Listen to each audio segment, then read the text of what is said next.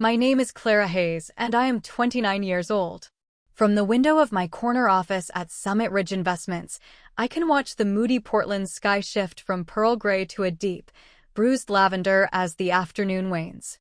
The city's skyline, a collection of glass and steel softened by the persistent Oregon mist, should be a testament to my success.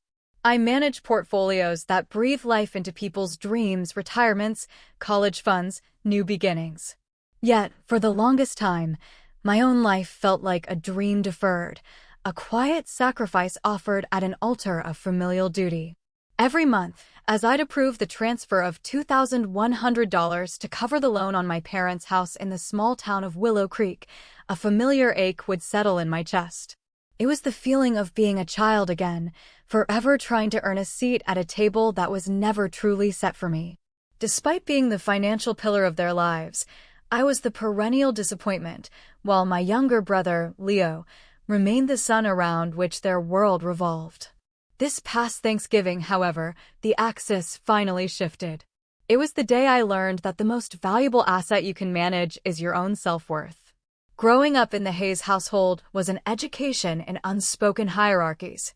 My father, Arthur, a man forged in the rigid discipline of a now-shuttered timber mill, saw the world in absolutes. Success was a destination, and anything less was a failure to launch. The world doesn't reward almost, Clara, he would state, his gaze sweeping over my second-place trophy from the state science fair, his disappointment a palpable force in the room. My mother, Eleanor, was a different kind of challenge. Where my father's criticism was a direct blow, hers was a quiet erosion. She moved through life with a gentle, distracted air, her approvals as fleeting as motes of dust in a sunbeam. "That's lovely, dear," she'd murmur, her eyes already drifting back to the garden catalog or a television program featuring Leo's soccer team. Her indifference was a far more profound dismissal than my father's blunt assessments.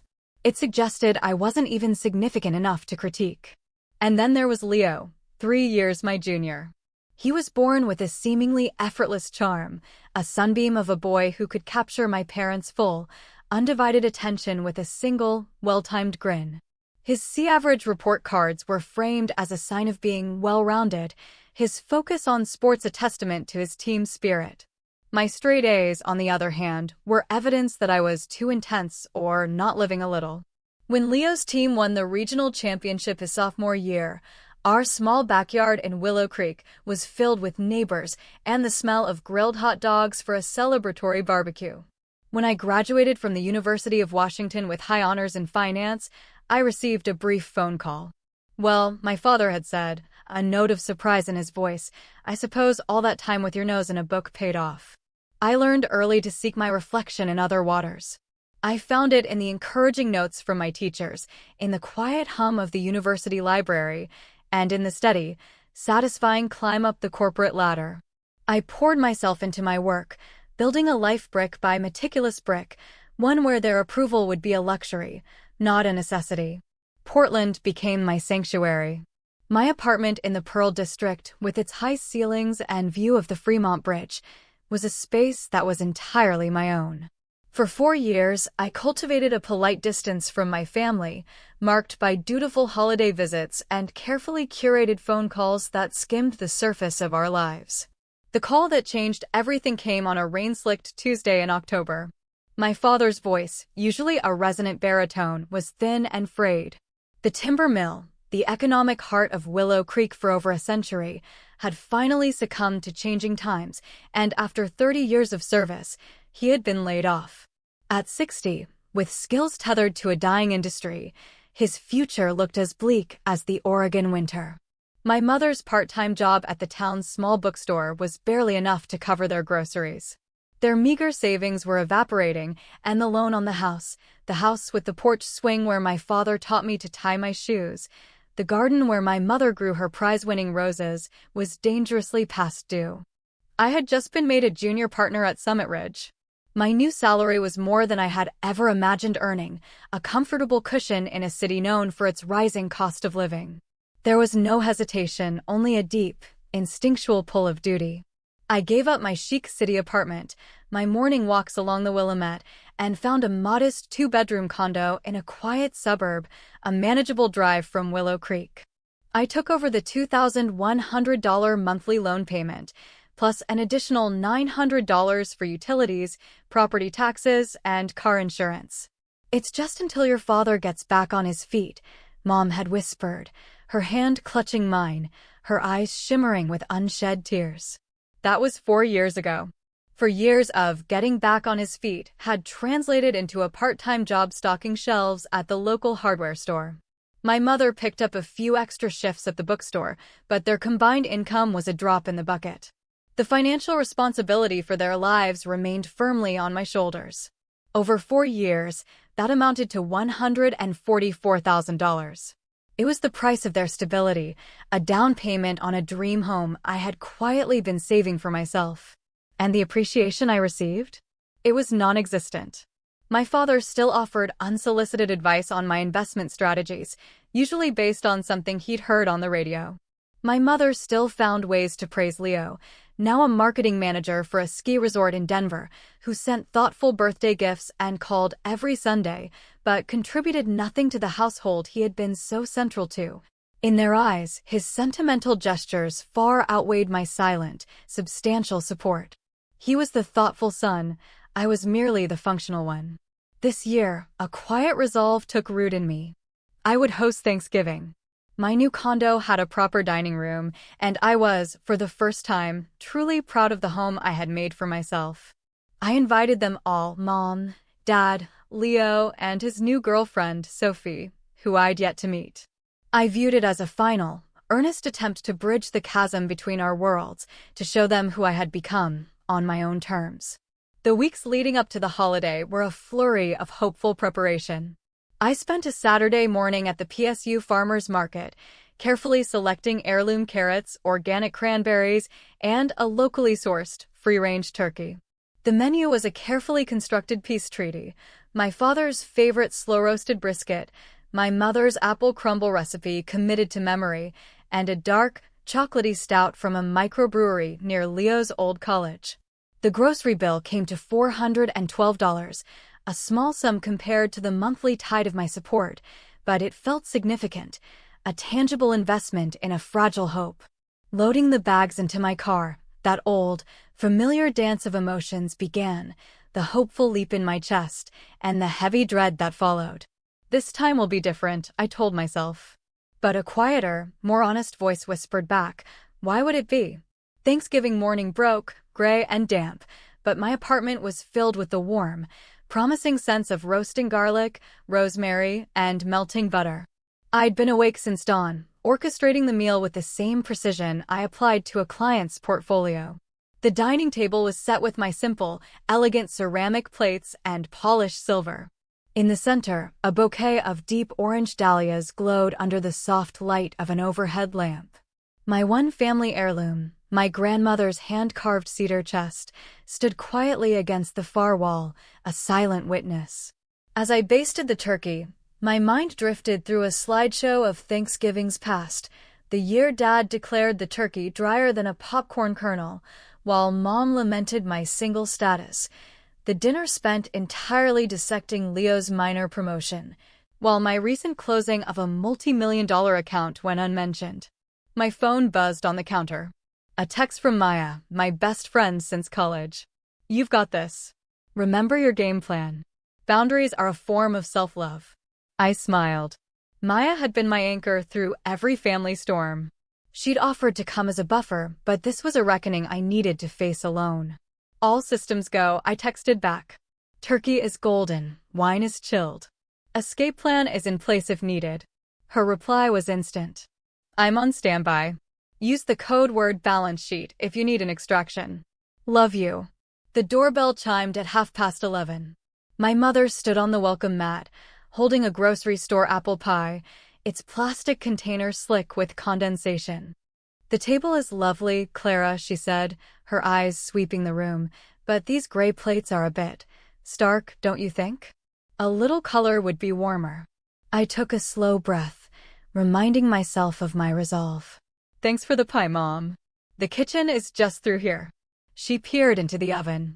Oh, you're not using my crumble recipe for the topping. I'm trying something with oats and pecans this year, I explained. Well, she sighed, I just hope your father is in an adventurous mood. You know how he is about his traditions. Traditional, I thought, meant a world that revolved around his comfort, his preferences, his needs. Can I pour you a glass of wine? I asked, steering her toward the living room. At noon, Leo arrived with Sophie. He was engrossed in his phone, but Sophie stepped forward with a warm smile, handing me a small potted plant. It was a delicate Japanese maple, its leaves the color of a sunset. For your balcony, she said. I thought it would like the morning sun here. I was genuinely touched. It's beautiful, Sophie. Thank you. Our pleasure, she said, her eyes flickering toward Leo, who was now enveloped in a hug from our mother. Leo, you look wonderful. The mountain air suits you, Mom cooed. He grinned, soaking in the adoration. Sales for next season's passes are already through the roof. We're projecting a record year. That's my boy, she beamed. I offered Sophie a glass of wine. Thank you for the offer to help, I said, but everything is under control. She accepted the glass, her gaze intelligent and observant. It's so nice to finally meet your family, she said quietly. Leo talks about you all so much. The look of quiet sympathy she gave me suggested she'd heard more of the unvarnished truth than the polished family anecdotes. My father was the last to arrive, 15 minutes before we were scheduled to eat.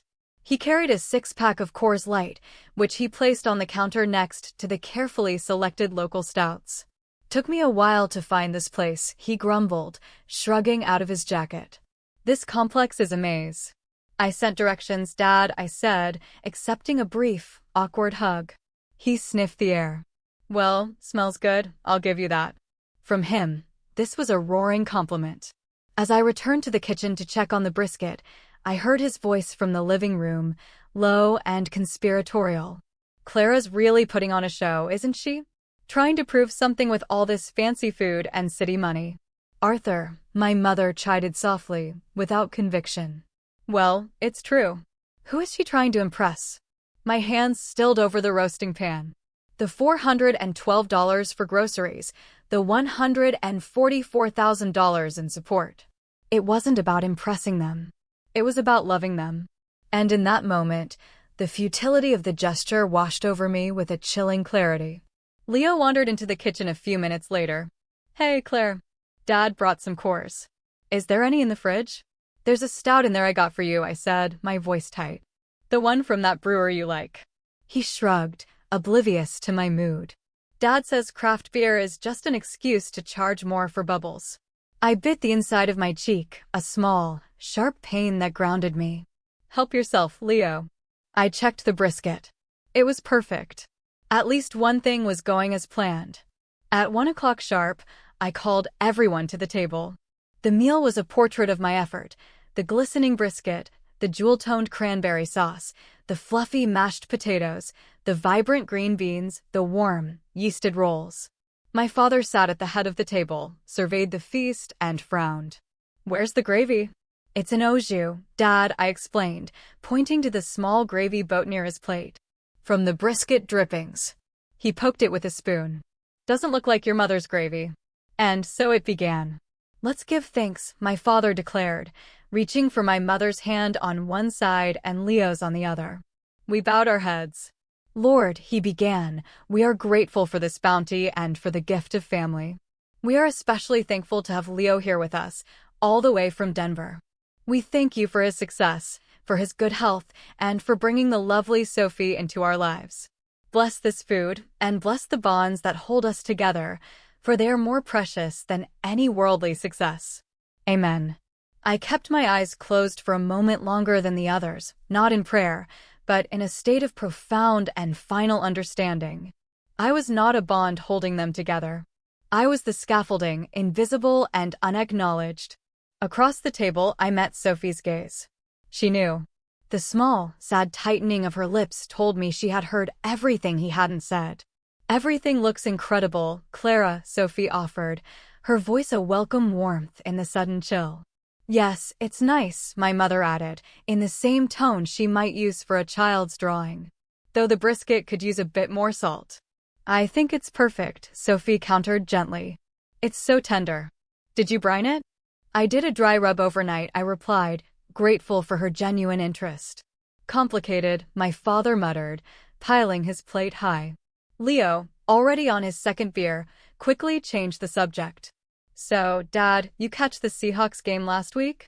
For the next 20 minutes, the conversation revolved around football, with my mother occasionally asking Sophie about her work as a graphic designer. I ate in silence, the rich, flavorful food tasting like ash in my mouth. How's work for you, Clara? Sophie asked, turning to me during a lull. Before I could form a response, my mother jumped in. Oh, Clara's always busy at that investment company. Such long hours. She turned to Leo with a bright smile. Not like your job, Leo, getting to be outside in the mountains all day. Actually, I said, placing my fork down with deliberate care, I was recently made a senior partner. I'm managing the firm's entire sustainable investment division now. That's amazing, Clara, Sophie said, her eyes wide with genuine admiration. My father snorted, moving numbers around on a screen. It's not real work, not like building something with your hands. My work is very real, Dad, I said, a slow heat creeping up my neck. Those numbers represent people's life savings, their children's futures, their security. And a big paycheck for you, I'd imagine, he retorted. Which is why I don't get why you're always so stressed about helping us out. It's a drop in the bucket for you. The air in the room became still and heavy. Even Leo looked down at his plate. When have I ever seemed stressed about helping? I asked, my voice barely a whisper. Your mother said you were sighing on the phone last week when you mentioned the loan payment was due. I looked at my mother, who was suddenly absorbed in chasing a stray pea around her plate. I sighed because I was working on a complex merger, Mom. I only mentioned the payment to confirm it had gone through. There you go, Dad interrupted, his voice rising. Always making it about the money. We get it, Clara. You're the big success. You write the checks. What do you want, a trophy? Arthur, Mom murmured, a useless little puff of air. No, Eleanor. I'm tired of it. She holds this money over our heads like she's some kind of saint. My hands began to tremble, a fine, uncontrollable tremor. For years. $144,000. Not once had I attached a string, an expectation, a demand for gratitude. I have never held anything over your heads, I said, my voice quiet but shaking. I help because you're my parents and you are in trouble. And we're grateful, Mom said, too quickly. Of course we are. My father stabbed a piece of brisket. What I'd be grateful for is a daughter who understood that family is about loyalty, not a ledger. Loyalty. The word felt like a stone in my mouth. I gave up my life in the city I love to move closer to you.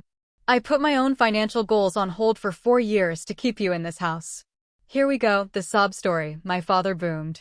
This is exactly what I'm talking about. You think because you pay the bills, you've earned some kind of special status. Special status? I echoed, the absurdity of it almost making me laugh.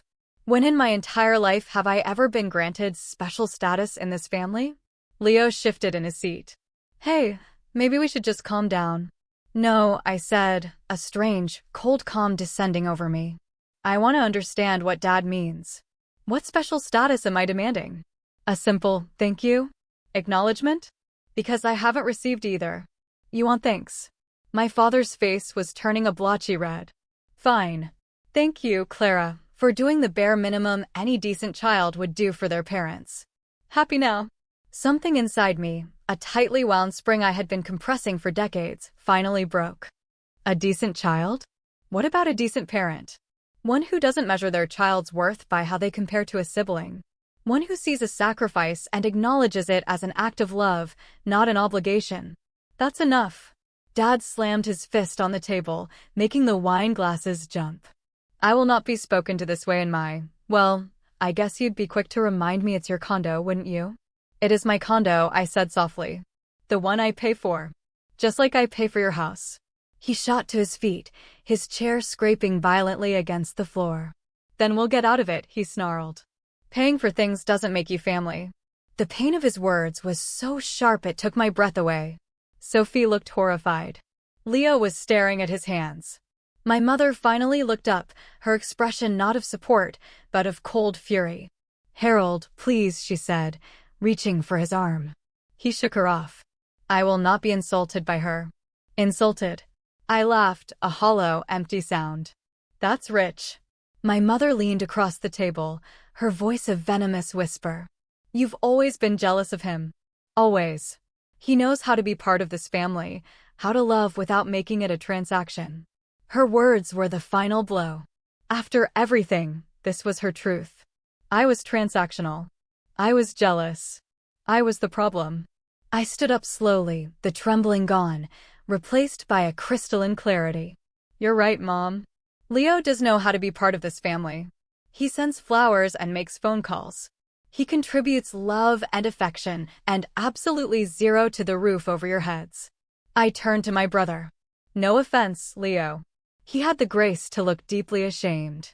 A faint, foreign smile touched my lips. "So, you know what? You're right. Let Leo be the son you want. Let him take over the loan. And the utilities. And the taxes. As of today, this transaction is over. That's an extra $36,000 a year I'll be investing in my own future." My father's face went slack. "Now, Clara, don't be dramatic."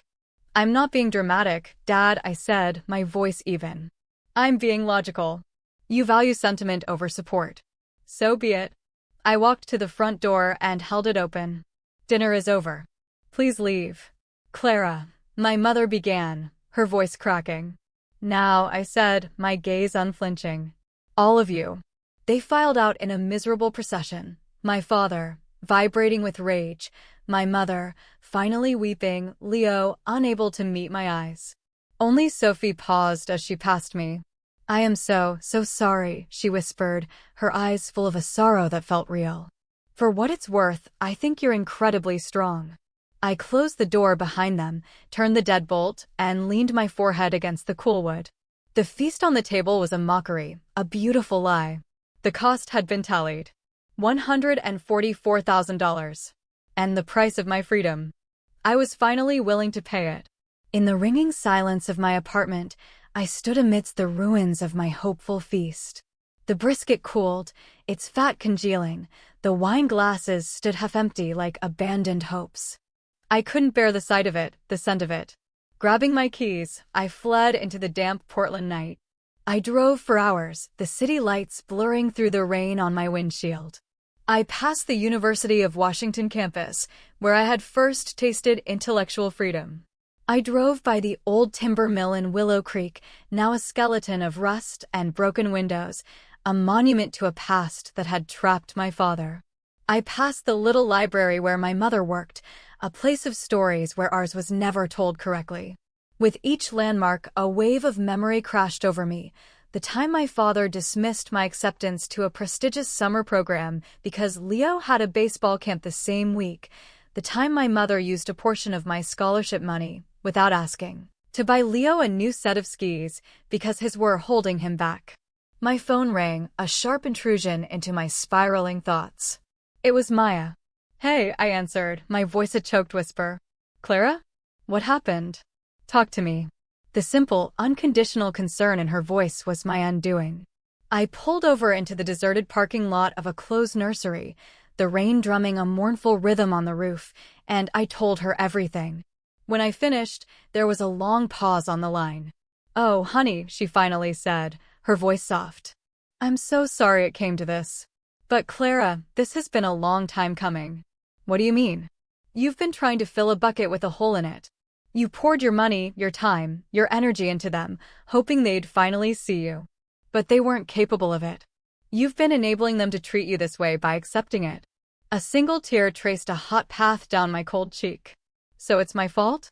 "No, never," she said fiercely. "Their behavior is entirely on them. But continuing to play a role that hurts you? That's a choice. And tonight, you chose to stop. That's not a failure, Clara. That's the bravest thing you've ever done." Her words were a lighthouse in my storm. I had framed my actions as love, as duty. But it had also been a form of self-abandonment. "You're right," I whispered. "It's over." "What are you going to do now?" she asked gently. "I'm going to do exactly what I said." I started the car, the engine a low growl in the quiet night. I've never been more certain of anything in my life. Driving back to my condo, I felt a strange and hollowed-out peace. The family I had so desperately tried to belong to might be lost to me forever. But maybe, I realized, it had never truly been mine to begin with. Back inside, I began the quiet work of reclaiming my life. I wrapped leftovers with a methodical calm, washed each dish, and restored order to the room where my world had fractured. Then, I sat at my desk and opened my laptop. The first click was to cancel the automatic transfer to the loan company. A pop-up asked, "Are you sure you want to cancel this scheduled payment?" Yes. The next was the utility company. Yes. The insurance provider. Yes. Each click was a definitive, liberating act, a severing of a financial cord that had become a noose. I composed a brief, formal email to my parents' loan officer, informing them that I would no longer be responsible for the payments. I then contacted the utility companies to have my name and payment information removed from the accounts. The representative from the power company was surprisingly kind. "We are required to notify the account holders of the change," she said. "They will have a 10-day grace period to provide new payment information before service is interrupted." 10 days. It was more than fair. By 2 a.m., the entire financial scaffolding I had erected around my parents' lives was gone. An extra $3,000 a month would now flow back into my own life. The relief was immense, but it was accompanied by a profound sadness. They were still my parents. Faint, ghostly memories of a happier time flickered. Dad teaching me to fish at Trillium Lake, Mom reading Charlotte's Web to me, her voice soft in the lamplight, before Leo's arrival shifted the gravitational pull of our family. I couldn't stay in the condo that night. I packed a small bag and checked into a hotel downtown. As I lay in the crisp, anonymous sheets, my phone lit up with a barrage of notifications. Furious texts from my father. Pleading, tearful voicemails from my mother. I silenced the phone and turned toward the window, watching the rain wash the city clean. I was retreating, yes, but it was not a surrender. It was a strategic withdrawal to protect my most vital asset, myself. My phone lit up one last time. A text from Maya. "You okay?" "I will be," I typed back. And for the first time, I felt the deep, unshakable truth of it. The next morning, I woke to a digital storm, dozens of missed calls, voicemails, and texts. They were from the expected sources, but also from extended family, aunts, uncles, cousins, a network of relations I rarely heard from. The family grapevine had been working overnight. My father's messages had devolved from rage to a panicked pleading. My mother's were a masterclass in emotional manipulation. I deleted them all and went to work. Hiding would solve nothing. I had barely settled at my desk when my boss, Ms. Albright, requested to see me. She was a sharp, no-nonsense woman in her 50s, and I braced myself for a lecture on professionalism. She closed her office door behind me. "Clara, our building security just escorted your parents from the lobby. They were causing a significant disturbance." Her expression was not one of anger, but of concern. "Is there anything you need to tell me?" I decided on the truth. My family and I had a severe falling out over the holiday. For the past 4 years, I've been their sole financial support. I informed them this weekend that I can no longer do that. They're not taking the news well. Ms. Albright nodded slowly. "I see. I'm sorry you're going through that. Family matters can be complex. I've instructed security that they are not to be permitted in the building again. This is your place of work. You have a right to feel safe here. Please, take the rest of the day if you need it." Her quiet, unwavering support almost brought me to tears. "Thank you," I managed. "I think I'd rather stay." By the afternoon, a text from Leo arrived. "Mom and Dad are losing their minds. They said you cut them off. Is that true?" I took a moment before replying. "Yes. I am no longer their financial safety net." His response was swift. "But what about the house? Their bills? What about them, Leo? It's been 4 years. Perhaps it's your turn to step up. You know I can't afford that. Then they will have to adjust their lives, as other adults do." That's harsh, Clara. Is it? Or is it harsher to expect one child to sacrifice her future while the other gets a free pass? He didn't reply for a long time. When he finally did, His words surprised me. They never told me. They said you were just helping out with a few things. I never knew you were paying for the whole house. Of course, they hadn't. To admit the full truth would be to admit their complete dependency, a truth too humbling for them to bear. Well, now you know, I typed back. And now, it's over. The fallout continued for days. My Aunt Carol, my mother's sister, sent a long, blistering email about my selfishness and cruelty. But then, a week after Thanksgiving, I sat across from Dr. Anya Sharma, a therapist whose name Maya had given me. As I recounted the story, I fidgeted with the cuff of my sleeve.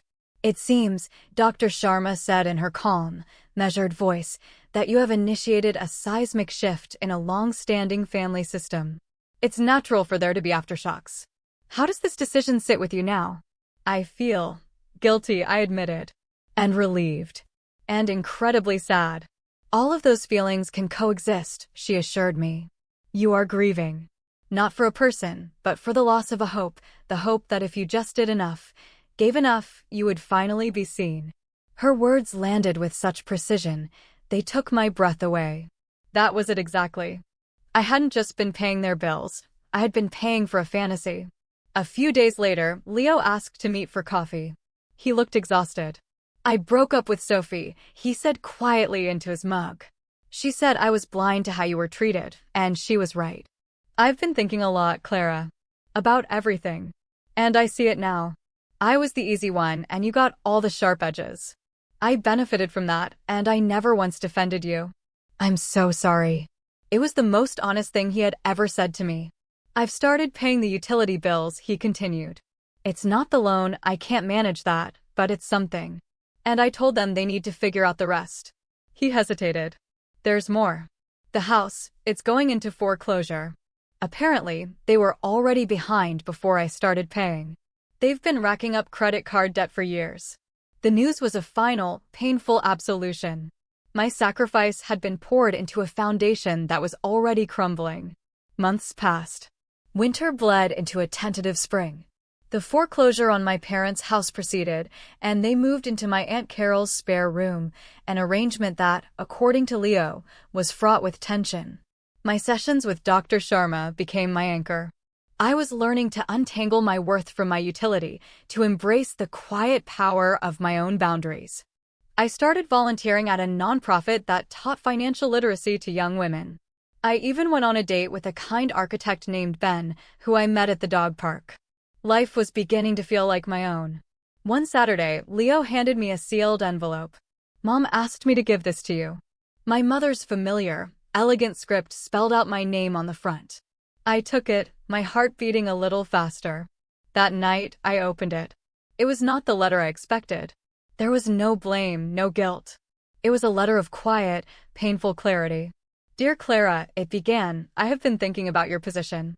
For the first time, I am trying to see the world through your eyes. I do not like the mother I see there. I favored Leo because he was simple, and you were complex. You required a depth I did not have, so I took the easier path. I convinced myself you were self-sufficient because it absolved me of my failure to be sufficient for you. I see now the damage that was done.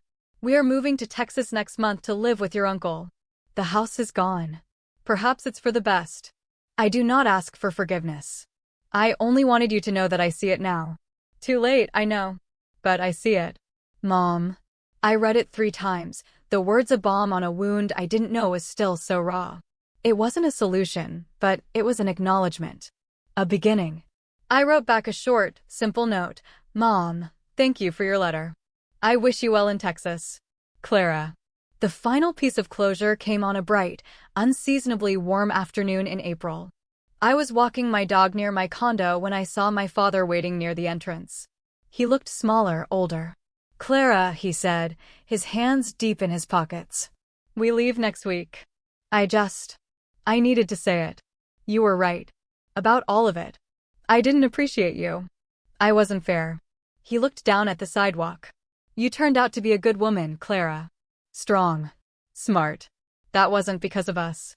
It was in spite of us. I see that now. He finally looked at me, his eyes clear. It was the most honest praise he had ever given me. Thank you, Dad, I said, and the words were not heavy with history, but light with a newfound peace.